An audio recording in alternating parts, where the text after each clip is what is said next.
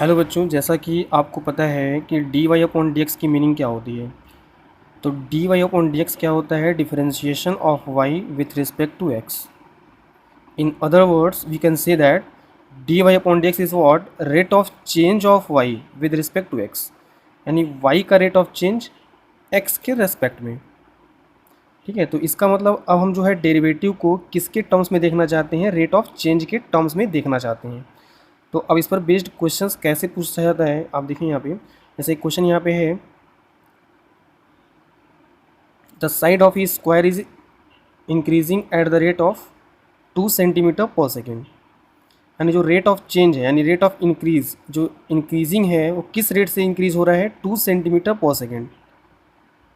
तो अगर हम स्क्वायर की साइड x सेंटीमीटर सपोज कर लें, इसका मतलब x में जो रेट ऑफ चेंज है, तो x में रेट ऑफ चेंज को कैसे रिप्रेजेंट करेंगे? dx अपॉन dt से।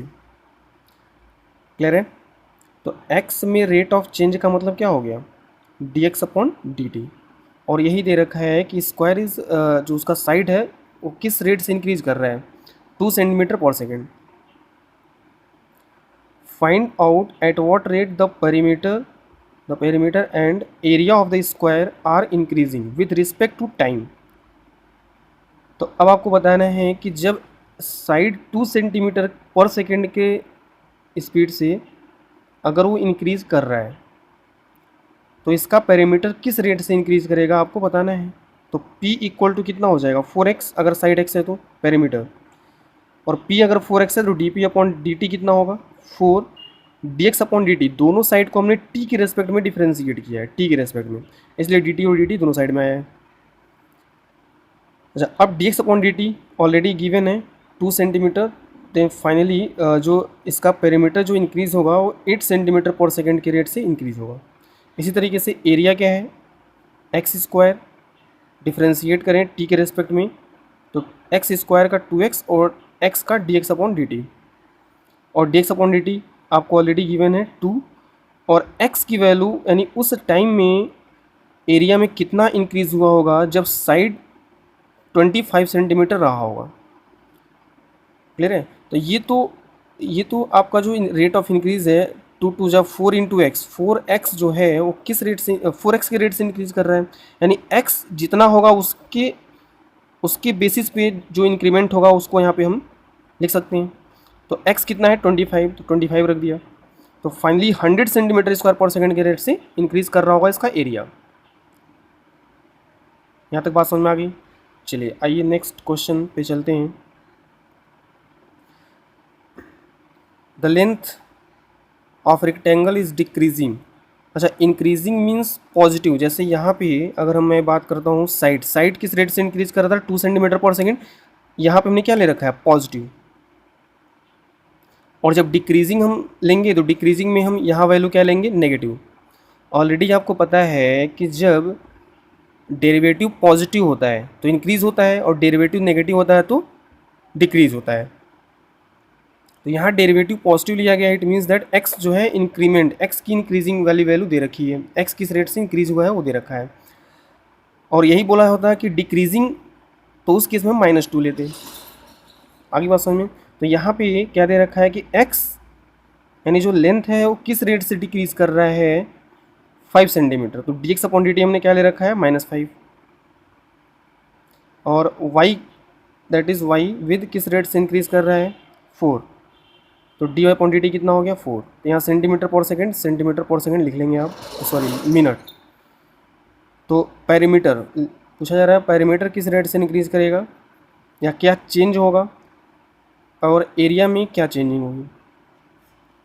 तो पेरीमीटर का फॉर्मूला लिख दिया हमने, 2x plus y, d p upon d t is what? 2 d x upon d t plus d y upon d t. D x upon d t कितना हो जाएगा? -5, और d y upon d t कितना होगा? 4। तो finally we will get -2। It means that P decreases at the rate of 2 centimetre per minute. अब यहाँ पे जो पेरीमीटर होगा वो डिक्रीज होगा। क्यों डिक्रीज होगा? क्योंकि यहाँ पे क्या आया हुआ है? नेगेटिव। तो ये वैल्यूज़ हमने पुट करके फाइनली ये आंसर निकाल लिया। ठीक है, इसी तरीके से एरिया किस रेट से इंक्रीज या डिक्रीज करेगा, इसके लिए इसको हम डिफ्रेंशिएट करते हैं टी के रेस्पेक्ट में।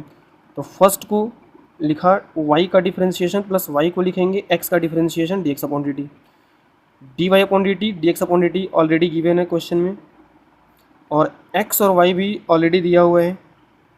तो ये सब वैल्यूज़ को पुट करके डी अपॉन डी टी कितना आ गया 2, और यहाँ 2 क्या है, पॉजिटिव में है इसलिए इंक्रीजिंग है, तो increasing at 2 centimetre per minute. तो यहाँ तक क्लियर है। तो इसी पर बेस्ड कुछ और क्वेश्चन हम लोग देख रहे हैं। तो आगे अब देखें, अब यहाँ पे कभी कभी क्वेश्चन इस तरीके से पूछ देता है, a stone is drop into a quiet lake and waves move at a fixed speed of 8 centimeter per second. At the instant when the radius of the circular wave is 15 centimeter, how fast is the enclosed area decreasing? तो जैसे अगर कोई नदी है या कोई lake है, तो उस पर अगर हम ऐसे हमने एक स्टोन को ड्रॉप किया, तो जैसे ही हम यहाँ ड्रॉप करते हैं तो उस केस में जो इसका रेडियस है, सर्कुलर जो वेव है, वेव जो है सर्कल के फॉर्म में आगे बढ़ता है, और जब आगे बढ़ता है तो इसका रेडियस इंक्रीज कर रहा है। तो यही बोला जा रहा है यहाँ पे कि speed of 8 centimetre per second, क्या स्टोन वेव से move at a fixed speed of 8 centimetre per second. अब ये जो है 8 सेंटीमीटर पर सेकेंड के रेट से इसका रेडियस इंक्रीज कर रहा है, रेडियस चारों साइड में जो रेडियस है इंक्रीज कर रहा है, और सर्कुलर फॉर्म में है। तो एरिया कितने रेट से इंक्रीज़ करेगा ये आपको बताना है। चलिए, तो d r upon d t कितना है 8, एरिया क्या होता है पाई आर स्क्वायर, तो 8 centimetre per second, 8 centimetre per second, ठीक है। Area pi r square differentiate कर दिया टी के रेस्पेक्ट में, आर स्क्वायर का हो जाता है 2r, और आर का फिर से डिफ्रेंशिएशन टी के रेस्पेक्ट में d r upon d t. तो d r upon d t already given है, और आर यानी जब at the instant when radius will be 15 centimetre then what will be the increment, तो ये पूछा जा रहा है। तो आर की वैल्यू हमने पुट कर दिया 15, then we will get 240 pi centimetre square पर सेकेंड। चलिए आइए एक और क्वेश्चन देखते हैं। अब इस केस में स्फेरिकल बैलून है और उसका रेडियस इंक्रीज कर रहा है, वो किस रेट से इंक्रीज कर रहा है वो दिया हुआ है। तो d r upon d T 2 दिया है। When it is being inflated, find rate with its surface area and volume increasing at the time when its radius will be this। अच्छा, अब यहाँ पे जो सरफेस एरिया है वो किस रेट से, उसका क्या रेट ऑफ चेंज होगा वो आपको बताना है। तो S equal to 4 pi r square, इसको डिफ्रेंशिएट कर दिया 8 pi r square d r upon d t. D r upon d t already given है 2, और at the instant when r will be 25 centimetre we will put here and we will get 400 pi centimetre square पर second, ठीक है। इसी तरीके से volume किस rate से इंक्रीज कर रहा होगा, या रेट ऑफ चेंज क्या होगा। तो वॉल्यूम का फॉर्मूला लिखा हमने, स्फेरिकल है इसलिए 4/3 पाई आर क्यू, स्फेयर का formula volume, d v upon d t, r की वैल्यू पुट कर दिया और d r upon d t, then we will get 5000 pi centimetre cube per second. Clear है।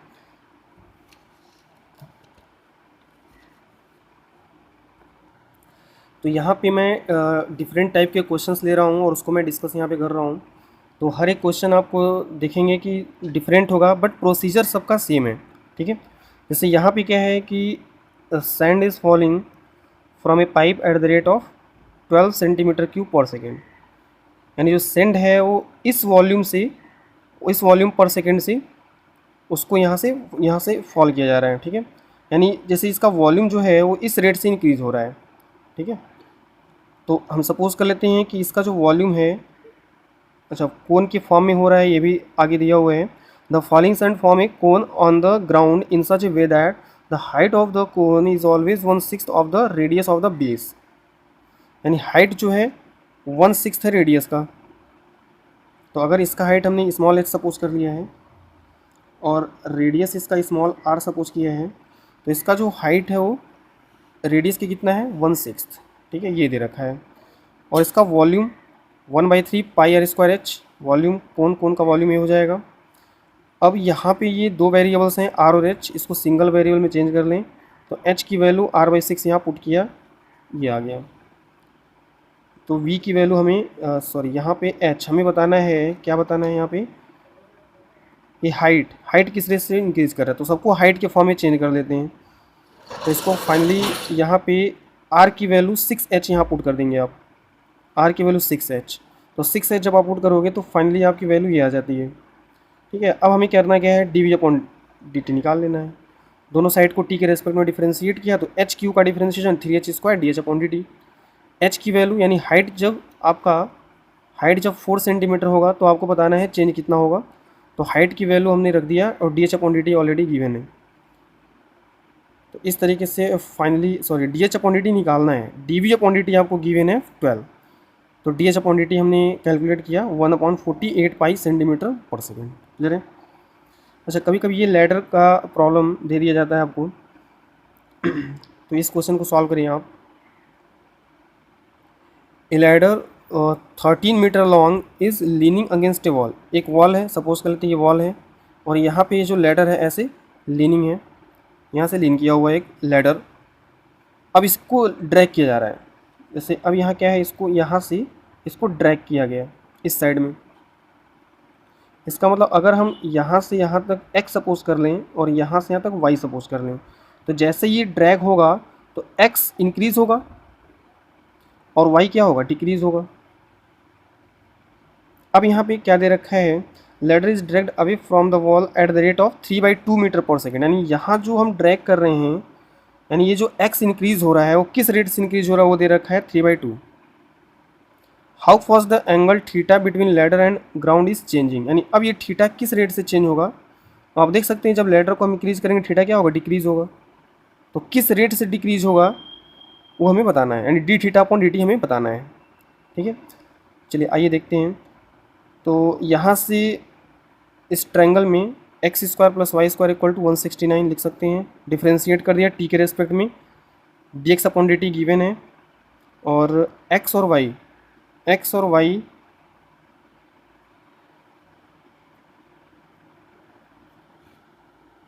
Letter is 12 metre away from the foot of the wall. यानी 12, यानी x जब 12 होगा, यानी जब x 12 होगा तो y कितना हो जाएगा, ये 13, ये 12, तो पाइथागोरस थ्योरम से ये कितना हो जाएगा 5। यानी at the instant when x equal to, अब हम यहाँ पे हम क्या पुट कर रहे हैं, व्हेन x इक्वल टू 12, क्योंकि 12 ऑलरेडी यहाँ दिया हुआ है कि जब 12 मीटर था तब उस केस में, जब 12 मीटर होगा तो उस केस में कितना रेट ऑफ चेंज मिलेगा y में, तो हम y में रेट ऑफ चेंज निकाल रहे हैं। तो जब x की वैल्यू 12 होगी तो पाइथागोरस थ्योरम से y इक्वल टू हम निकाल सकते हैं y equal to 13² - 12² Pythagoras theorem से, देन यू विल गेट 5। तो यहाँ पे 5 रख दिया और यहाँ पे x के प्लेस पे 12 रखा, तो finally we will get dy upon dt equal to -18/5 metre पर सेकेंड। क्लियर है।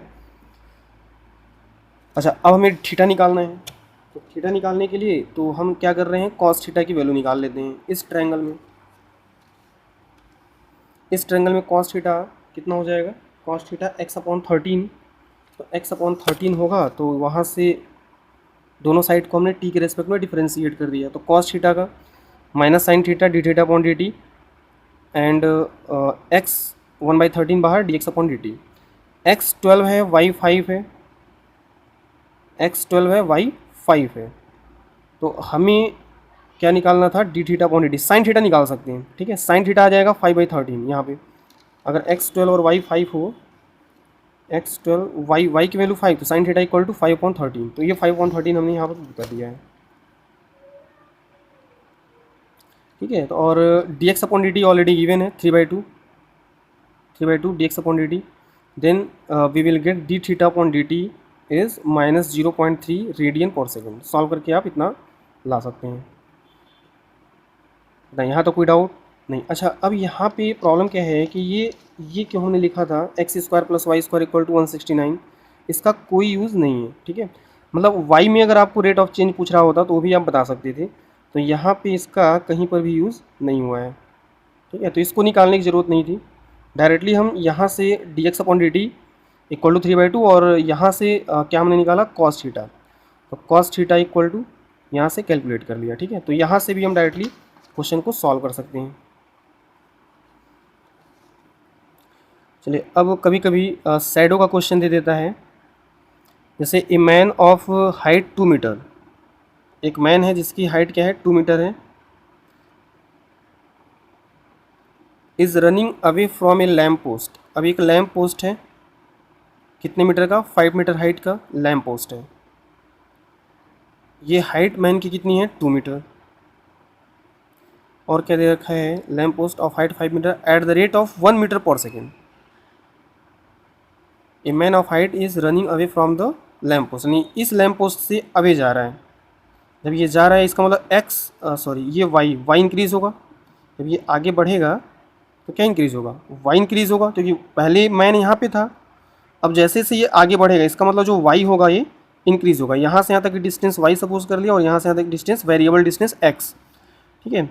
तो फाइनली इसका जो शैडो हमने एक्स सपोज किया है, ये एक्स शैडो है बना रहा है। यहाँ पे लैम्प पोस्ट होगा, तो जब यहाँ मैन होगा तो आप देखेंगे कि जो शैडो इसका बनेगा एग्जैक्टली यहाँ बनेगा, तो यहाँ से लेके यहाँ तक ये हमने शैडो सपोज किया है, ठीक है। तो जब ये आगे बढ़ रहा है, जैसे जैसे ये आगे बढ़ रहा है तो वाई क्या होगा, इंक्रीज़ होगा। तो यही बोल रहा है यहाँ पे कि running away from a lamp post at the rate of 1 metre पर सेकेंड, यानी 1 मीटर पर सेकेंड से वो आगे बढ़ रहा है। इसका मतलब अगर वाई हमने माना है तो वाई में जो रेट ऑफ चेंज है वो 1 मीटर पर सेकेंड दिया हुआ है।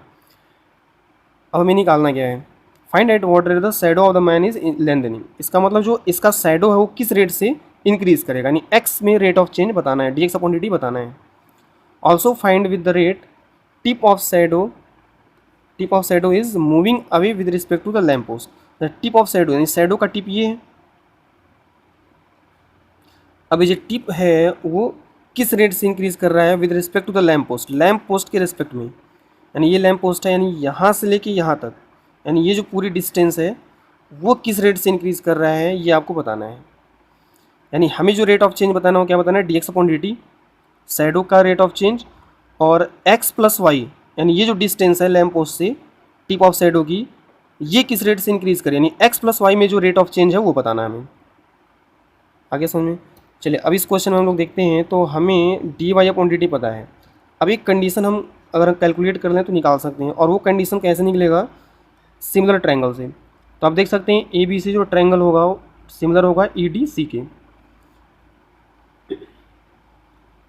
तो सिमिलरिटी से हमने ये लिख दिया है, साइड्स का ratio same, and then we will get this, and 3x equal to 2y, और डिफरेंशिएट करेंगे तो ये मिलेगा। dy अपॉन dt गिवन है, तो dx अपॉन dt है, we can easily calculate dx upon dt, and dx upon dt ही क्या है हमारा शैडो में लेता हूँ, तो ये लिखा हुआ है कि जो शैडो होगा वो इस रेट से इंक्रीज होगा, ठीक है। अच्छा अब x प्लस वाई में क्या रेट ऑफ चेंज होगा वो देख लेते हैं। तो इसके नीचे दिया हुआ, now the rate of with which tip of the shadow of the man moving away from the pole means lamp post, तो dx upon dt plus dy upon dt, x plus y का rate of change क्या होगा, dx upon dt dy upon dt। तो dx upon dt given है और dy upon dt given है, तो ये इस रेट से वो इंक्रीज होगा। क्लियर है। चलिए तो इस तरीके से हम रेट ऑफ चेंज के क्वेश्चंस को हम सॉल्व करेंगे, ठीक है। तो अब इसके बाद आपका सिर्फ एक छोटा सा टॉपिक है एरर एंड अप्रॉक्सीमेशन। तो नेक्स्ट क्लास में हम उसको बताएंगे, और एक क्लास में आपको मैं डिस्कस करूंगा Rolle's theorem and Lagrange's mean value theorem. तो इसी के साथ आपका एप्लीकेशन ऑफ डेरिवेटिव भी कंप्लीट हो जाएगा। तो बाकी आप एनसीईआरटी में जितना आपको बताया जा चुका है वो आप पूरा का पूरा एनसीईआरटी अब आप कंप्लीट कर सकते हैं।